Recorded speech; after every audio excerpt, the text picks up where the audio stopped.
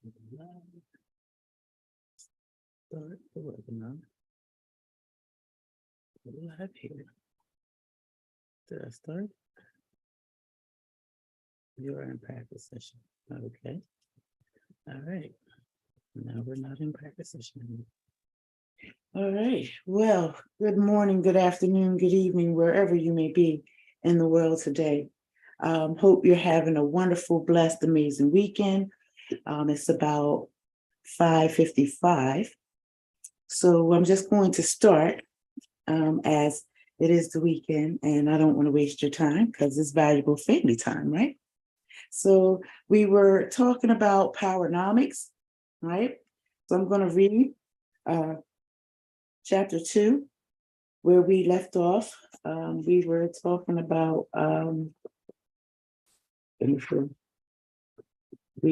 about the first key of empowerment and empowerment culture. Tonight, I'm going to read to you about second key to empowerment, a group vision. So it states here, a group vision functions to provide a clear collective destination and a sense of how it should be achieved. Black Americans are very fortunate to have survived nearly 4 centuries of slavery and Jim Crow, semi-slavery, without a vision of where they should be going and how they should get there. We did not even have the benefit of a group dream until the end of the Black Civil Rights Movement. The dream, however, was based on very broad and amorphous concepts of freedom, equality, and justice. All of these concepts are relative and very difficult to define. On the other hand, they are palatable and excellent motivators, especially for a group whose acceptable options at the time were regulated to matching and demonstrating. Today we need more practical, tangible, and measurable racial goals and supportive activities that bear directly on resolving our wealth inequality or inappropriate behavior patterns. We should accept nothing less. History is full of examples of how oppressed groups envisioned their escape by taking power of themselves. For those who did obtain freedom or justice, their vision was always the key that unlocked the door to their group's resources. In biblical times, Moses had a vision for his people that drove him and thousands of poor Jews through almost insurmountable obstacles to the envisioned promised land. Moses had a vision, not a dream. A vision means the mind's eye is wide open. A dream implies the mind is asleep. Jews today remain committed to Moses' vision of a power, self-sufficient minority religious group. Thousands of years after the Exodus, Jews in Israel are politically and economically powerful. There are more recent examples here in the United States of a minority group with a group vision. Generations of poor European immigrants come to the country with a vision of exploiting Indian land and using free Black labor to shape a new world. This vision resulted in the building of the United States of America, the world's greatest superpower. Spanish-speaking people, now called Hispanics, are another example. They have a vision. Not only are they coming to America for an improved quality of life, but according to William F. Flores and Rena Ben-Meyer in their book, Latino Culture, Civilization, and Public Statements by the Council of La Raza Hispanics are coming to America with a vision of becoming the majority minority over Blacks. While Black Americans are fighting the battles of civil rights for every day, those two authors explain that Hispanics are working to have cultural rights equated to Blacks' legal rights. Jeffrey Fox, in his book, Hispanic Nation, proclaimed that a new ethnic identity is being constructed in the United States, made up of Mexicans, Puerto Ricans, Cubans, and all other Spanish-speaking groups that will surpass Blacks in population and change the political focus from Black and white to white and Hispanic. Their vision is to achieve economic and political power over major geographic areas of the United States, especially the southwestern and southeastern states. Whether Jews, European whites, or Hispanics, all of these groups have used their group vision to move their people. The collective vision is in the mind's eye of the group, and it plays a vital role in guiding the group's behavior. Our national empowerment vision will function the same way. It will be used to focus our attention, give us a single-minded purpose, serve a template for decision-making, and establish group direction. For example, when Black America is asked, then, which way is north? They will not all point in different directions. Their direction will be anchored in reality. Black America must have a vision that describes what Black people need and what they are capable of becoming by a specific year in the future. In order not to be pie in the sky, the vision must be linked to a realistic plan. The Powernomic vision for Black America. The Powernomics vision is a Black America that is politically and economically self-sufficient and competitive by the year of 2005. The Powernomics group vision is crafted to be a number of things. First, it is called the Powernomics vision, to lock into Black America's mind a concept that defines the solution for our racial predicament. We need economic power. This newly coined phrase and vision will keep us from wandering back into the pursuit of limited social goals. Secondly, this vision is very specific. It tells us what we are seeking: political and economic self-sufficiency and competitiveness.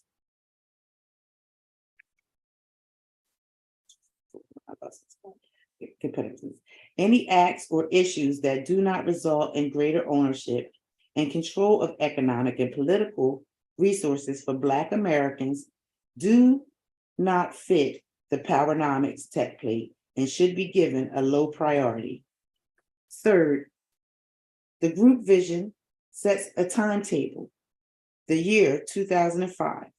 This is a short but workable timetable if we commit ourselves to the task. Any shorter period is unrealistic. Any longer period, and we would be much too far into permanent underclass status for any actions to make a real difference. The Powernomics vision is offered as a beginning point, but Black America is free to use it as a guide and build on it as required.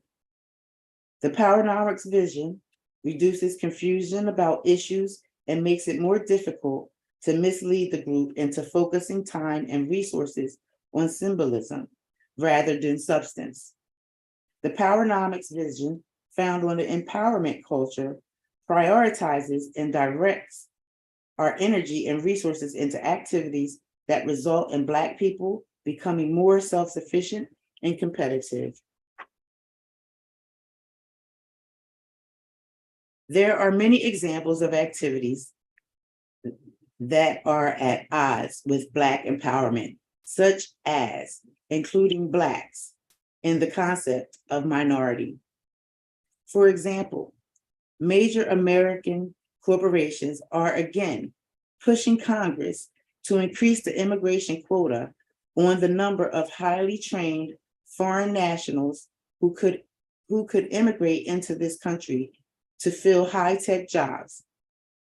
This practice has a direct impact on Black Americans trained in their country of origin. These immigrants represent a free ride for American corporations. They do not have to pay for the training of the immigrants, and they also avoid paying taxes to educate undereducated Americans, especially Black Americans, for these high-tech jobs. They do not feel any political obligations to hire Black Americans, even though there are also many Black scientists, engineers already qualified for these high-tech positions. A group of Black engineers, physics, and other scientists formed a coalition to fight corporate efforts to bring in more immigrants over Blacks. These immigrants are rarely, if ever, from a Black country.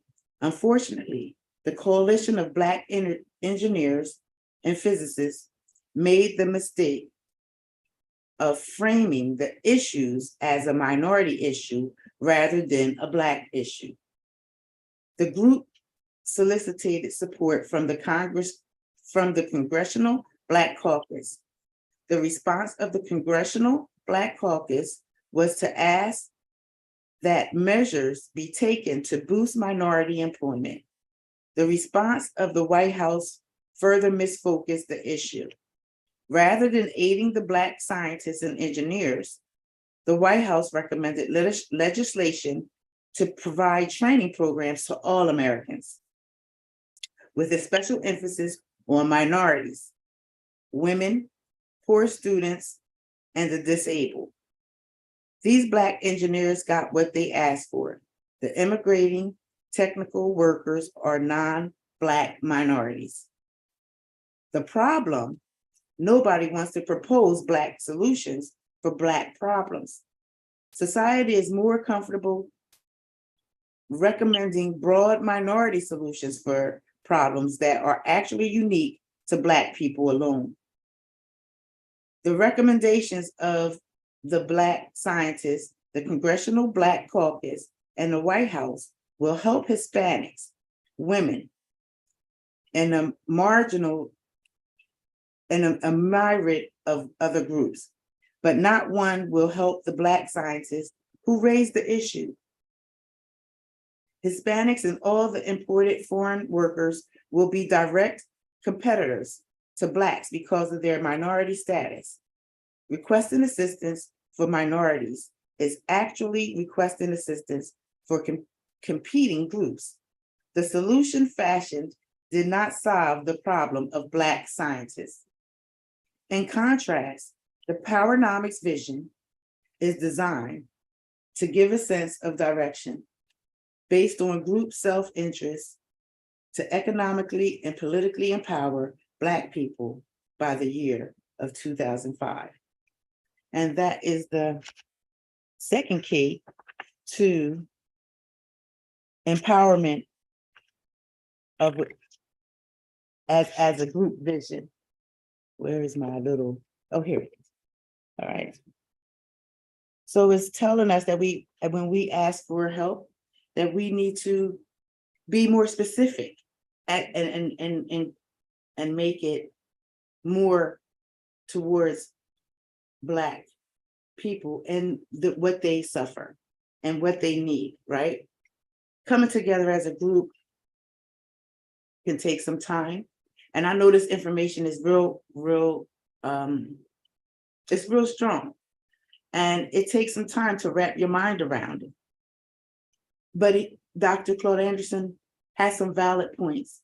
As an African American or a Black woman, and In America, we do have some disparities in across the board and in the services that we receive, how we receive them, how we're handled when we receive them. And what do we really have collectively that we can use as power to empower not to empower our people as a group so that we can begin to move forward and become more dependable and reliable on one another as a group to help us move forward and leverage our income into wealth. What are the opportunities? What are the resources? And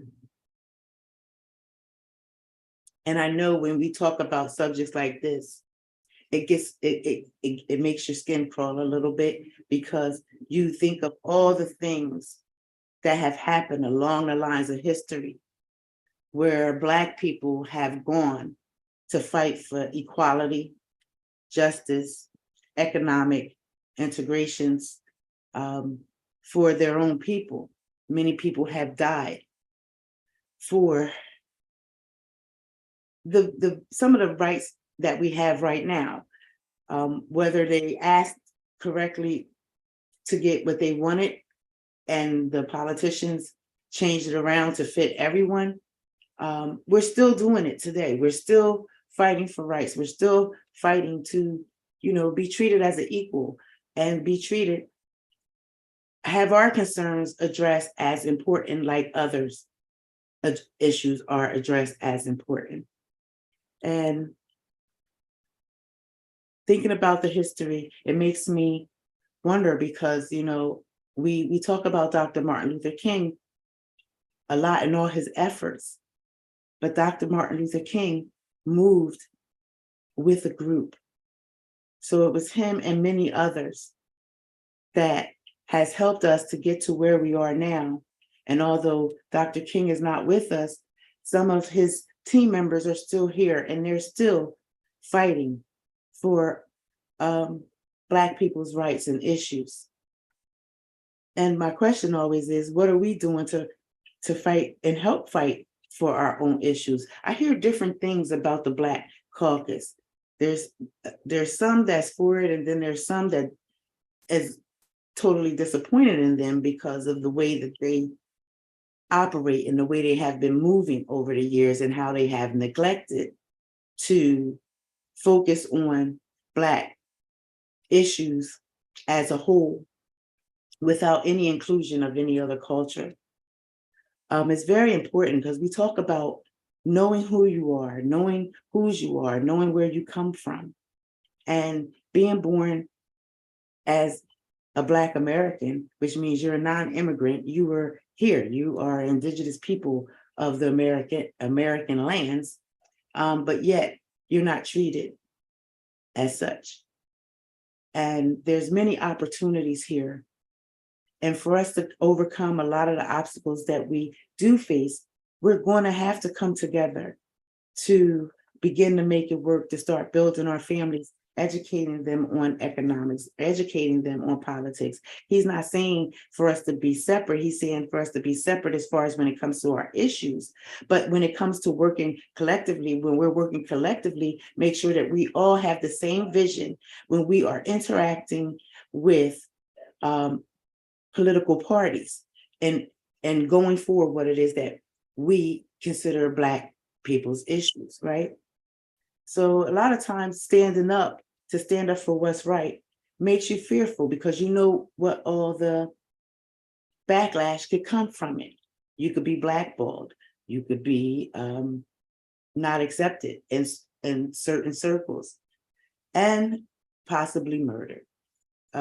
So it makes one think before they actually take a stand. But they say you have to stand up for something or you'll fall for anything. And why not stand up for yourself as well as your people? Because it's going to impact you. Like I've been sharing with you, whether you are a part of the change or not, the changes that are taking place are going to impact you, either directly or indirectly. So I wanted to go back to the 12 universal laws of success, because we did talk about how eliminating of the power of eliminating worry. So I'm going to go over the paragraph first, and then we're going to break down the 7-point formula for eliminating worry, because worry creates fear and doubt, lack of confidence, and you lose the ability and courage to make a stand for yourself. And when you lose the ability to stand for yourself, of course, you're going to feel depressed, you're going to feel anxiety, you're going to feel all those things, because when you stand up for what is right, I don't know, it does something from the inside out, and you feel more braver in stepping forward, knowing that all those consequences could happen, but knowing that if you stand in your truth, your truth is your truth, and no one can take that from you. And there's no need to worry, because everything in this life is temporary. We talked about that, right? We talked about how everything in this life is temporary.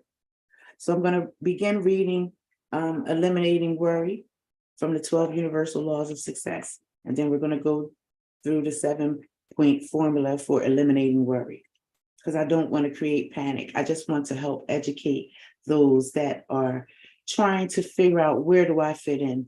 How do I begin to leverage economically in the world, instead of being part of the have-nots? How can we get in with the haves, right? And it's going to be a big part of that is changing your mindset.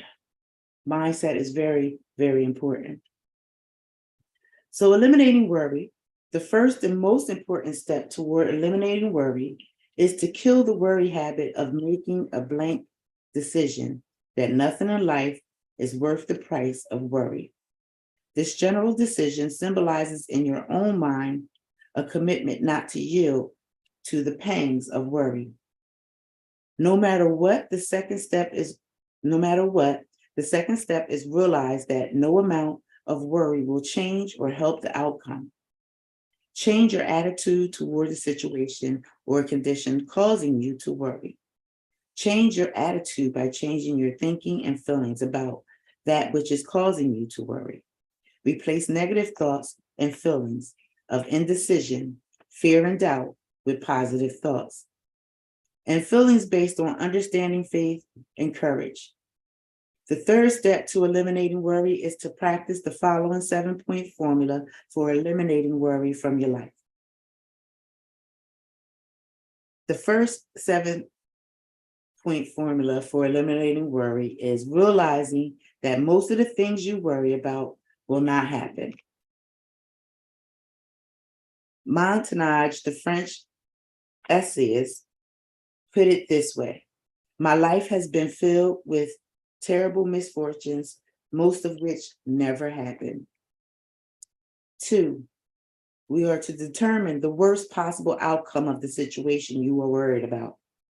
Once you know the worst that can happen, you can then face it. 3, resolve to accept the worst if it happens. 4, proceed to improve upon the worst by concentrating on the positive aspects of the situation. You can pierce through vision and appearances created by fear to truth revealed by understanding and self-confidence. Very often, what appears to be an invisible monster of negativity upon closer inspection becomes a coward whose only source of strength is darkness and fear. 5 is review your life experiences, especially those which worked for you in the past. Concentrate on lessons you have learned, which can be helpful in resolving the current situation. Look for instances in which you overcome some obstacles or completed an important assignment. Each success builds your faith in yourself and in your abilities. Where faith prevails, worry must flee. Number 6, practice living one day at a time. Live in day-tight compartments.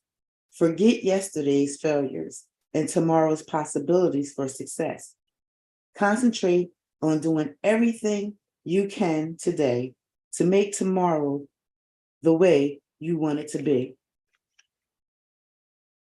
Do not cross the bridge. And number 7, do not cross the bridge until you get there. Take care of today. Tomorrow will take care of itself. Do not waste your energy dealing with situations which may arise in the future. Taking good care of the present will often resolve or dissolve potential future situations automatically. So those are the seven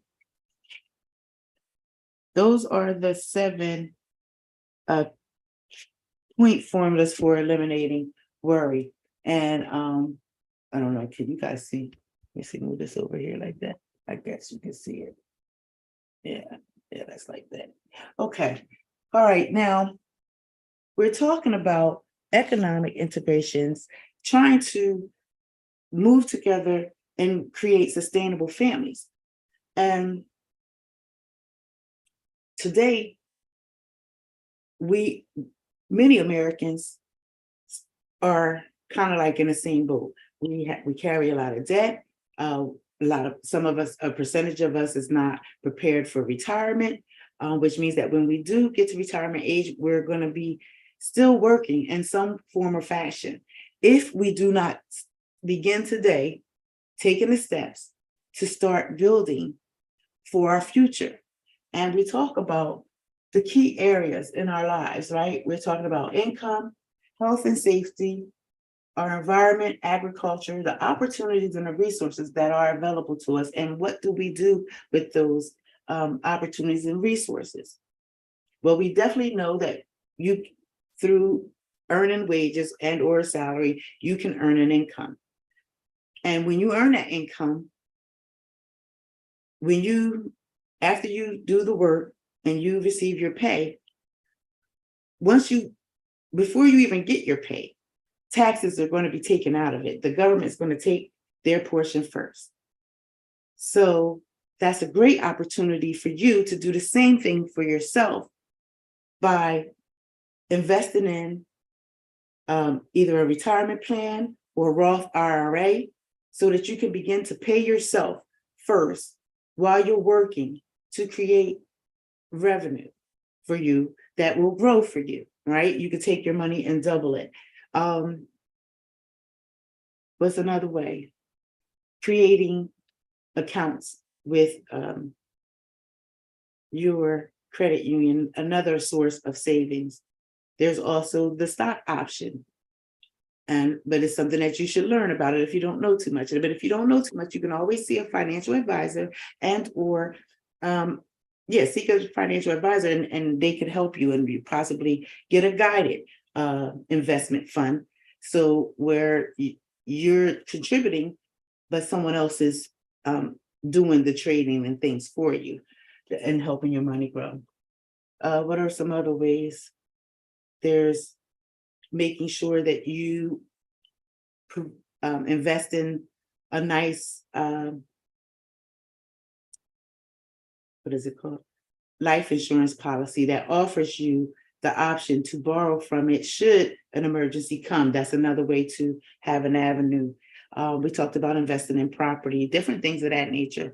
But like I said, when we went through the assessment and budgeting, I think it was part of those questions, how many people do you know that have all those 7 keys? But you'll have to go back to the live. I forget which one it was, because I've said so much over the last couple of days. These ending the last year, the 90 days, and now this 88 days. It's so much information. So please feel free to go back and review the live on social media. Facebook is there on my page. We talk about how each of us wants something, right? And each of us is afraid of something too. So as you're building You have to look at what it is that you're afraid of and face that fear. And carrying debt will cause a lot of fear and doubt because you're kind of hesitant. You know that you don't have a lot of wiggle room to do too much with. And if your income is basically coming in and just going out to bills, we're definitely doing it wrong. And we want to start doing it right. We want to be able to begin paying ourselves so that we can begin to start generating wealth within our families in the various areas. Like I told you before, money can be earned and lost and earned again, time after time after time. The things that cannot be replaced time and time again is you, your family, your dreams, your time, your energy, your thoughts, your greatness that lies within you cannot be replaced.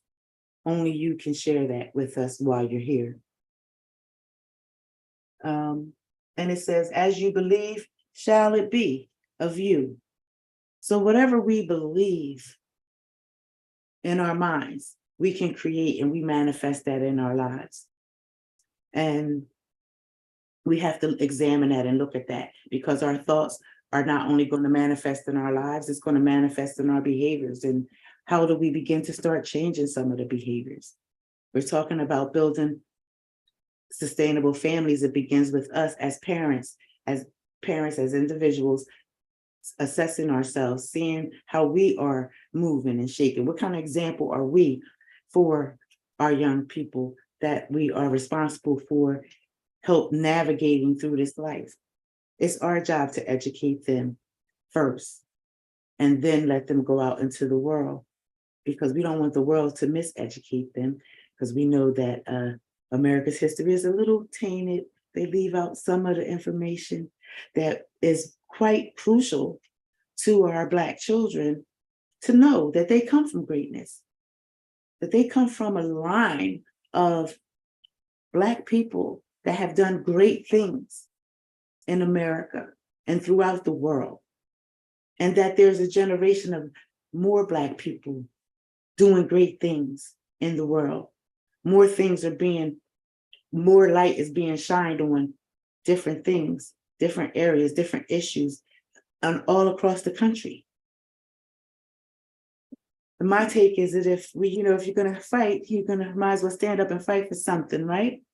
So I'm grateful, and I want to say thank you to all the Black leaders that have made an impact in the world, that have gotten us to this point. Because like I said, I was born in 1968. So I was born on the cusp of when the civil rights movement was really at its highest peak, and we lost Dr. Martin Luther King. And I think I shared that energy at that time was very, very powerful, because I think a part of it from my parents passed on to me, and I passed it on to my children. And I hope that they pass it on to their children. Education is power. And the best education is to learn how to educate yourself on how you could best position yourself economically, so that you don't have to worry should a storm come, or should it be a recession or whatever, because we've been through, the history shows we've been through a lot. And although we've been through a lot, as a people, we are surviving. We're making it through all of it. And even though we still have challenges to face, there's still some issues in injustice. There's still some issues in inequality. There's still some issues in how the economic resources are being played out and who's getting what. But what about us as individuals taking individual responsibility for our own lives and our own families, and practicing some of these steps, grasping a concept of a group vision? What is the group vision? and how are we moving it forward? And how is it going to impact the lives of the generations that come behind us? We should, as we inherit the earth when we come, we should leave it better for the next generation. We're well on our way. And I believe that Powernomics is definitely the key. Please go to powernomics.com, pick up the books. There's a whole series of them. It's like 3 of them all together that you can buy in a bundle package. Purchase them. Give them out to your families, friends, because that's the beginning. We have to begin to educate ourselves, to understand and grasp it for ourselves so that we can begin to start teaching it to others. And you also can pick up 12 Universal Laws of Success. This, I believe, is on Amazon, and you can also pick it up at La Unique African American Bookstore and Cultural Center in Camden, New Jersey, off of Market Street. I know it's there. This is where I got the copy from. But as we're moving, I don't want to keep you all too long. I just wanted to come and keep my commitment. I wanted to share this information with you as we are coming up on the celebration of Dr. Martin Luther King's birthday. What way to honor him than to begin taking control of our economic situations and our own economic power. Start eliminating debt and start growing wealth. What are the ways that you can begin starting wealth? For my financial literacy, my Gain Financial Literacy and Win and Life group, should there be a wealth talk overview presentation this evening, I will post it in the group for you to attend. Because like I said, the information may be for you, it may not be for you. But if you're someone that's struggling in the area of credit and you may have misused credit and you're trying to rebuild and get back on track, telling you the protection plan membership is a great place to start.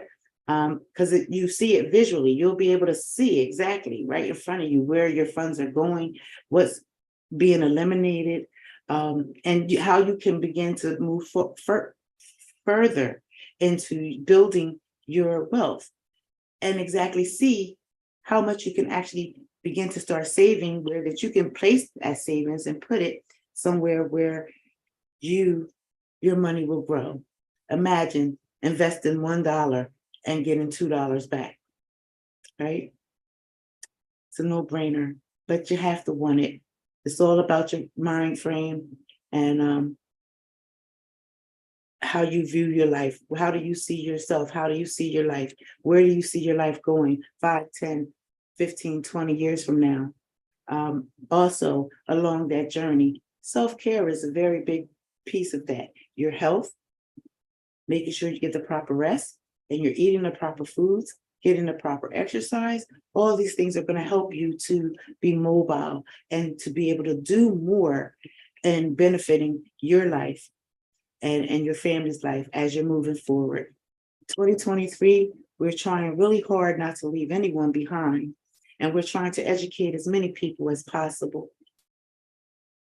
And like I say, the information's here, and we're here to help navigate you through the challenges, because life is going to happen on life's terms. And I always say, each one teach one. And I want to thank you all for your time and allowing me to come and disrupt your evening just for a few minutes to just share some of the information. We will continue on with the Powernomics because I think it's great, valuable information to help us to begin formulating our ideas and thoughts and how we want to move forward and with our visions.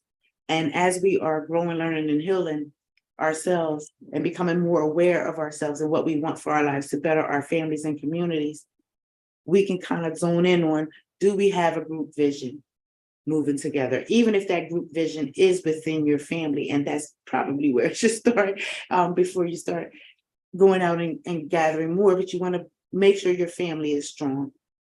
And the only way that's going to happen is through us all coming together and educating ourselves on the importance of financial literacy, how to best utilize credit where it works for us and not works against us. So with that being said, I want to say thank you very much, ladies and gentlemen, for your time. And I'll see you tomorrow morning at our regular time for Tammy's.shop, Motivational Mornings. Thank you so much to the group on Facebook. Oh, wait a minute, I'm touching the wrong thing to change. Thank you, guys. I'll see you guys tomorrow. All right, and we're going to say goodbye to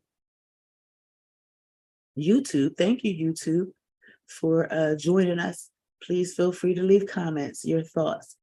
Reach out should you have any questions or want to learn more about the Protection Plan membership.